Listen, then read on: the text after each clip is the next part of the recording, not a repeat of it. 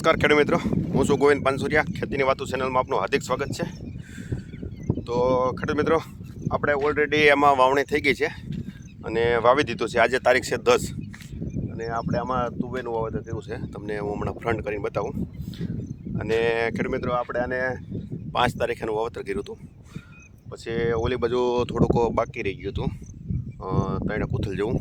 તો વરસાદ થઈ ગયો એ પછી આપણે કાલે એટલે 9 તારીખે વાવ્યું છે. તો તમને બતાવો અત્યારે તુવેર કેવી ઉગી છે.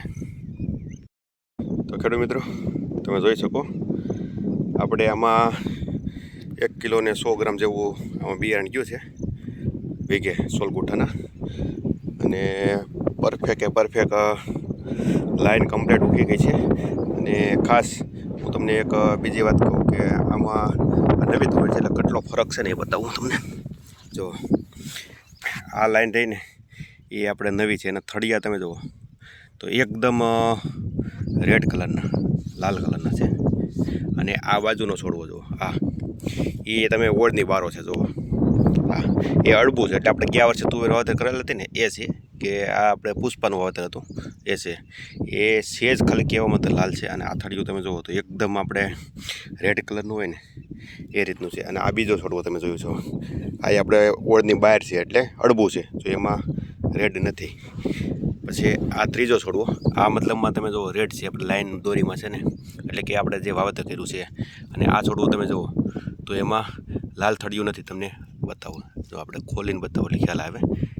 આ ઉપાડી નાખો છોડવો, બરાબર છે, તો એ લાલ નથી.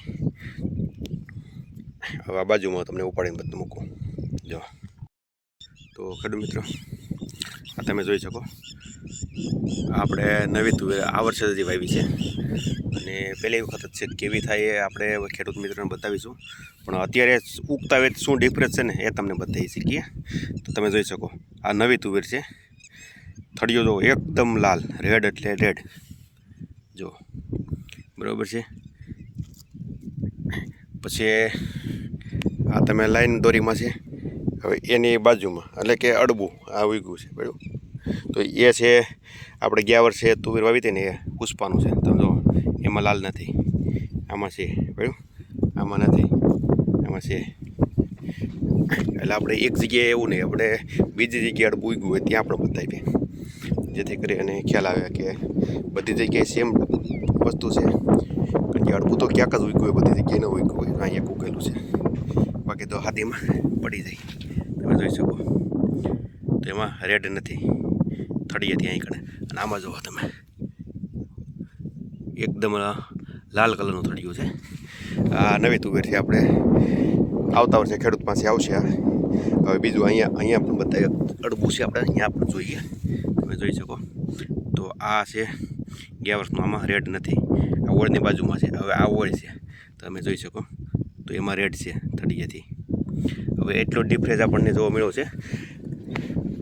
તો ફાઇનલી આપણે 160ની જાળીએ તુવેરનું વાવેતર કરેલ છે. અને વૈશમાં આપણે ગઈકાલે આમાં બ્લેક તલ, કાળા તલ, આપણે જે સોગઠવાળા, જેમ આપણે ધોળા તલમાં 6 નંબરની એમ સોગઠ આવે ને એ ટાઈપના પ્યોરિટીવાળો માલ, અને આપણે એમાં સોગઠવાળા કાળા તલનું વાવેતર કરેલું છે. એ પણ એક નવા જ છે. તમને હું આવતા મતલબમાં મોટા થાય ને ત્યારે પણ બતાવીશ, જેથી કરી અને ખ્યાલ આવે.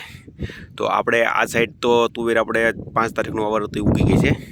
અને પેલી સાઈડ 3-4 ઉથલ બાકી આપણે હતી એ ગઈકાલે 9 તારીખે વાવ્યું, એટલે એ 2 દિવસ પછી ઉગશે. તો આ રીતનું આપણે વાવેતર કર્યું છે. તમે કઈ રીતનું વાવેતર કર્યું છે કોમેન્ટ કરજો. બસ આજે આટલું. નમસ્કાર.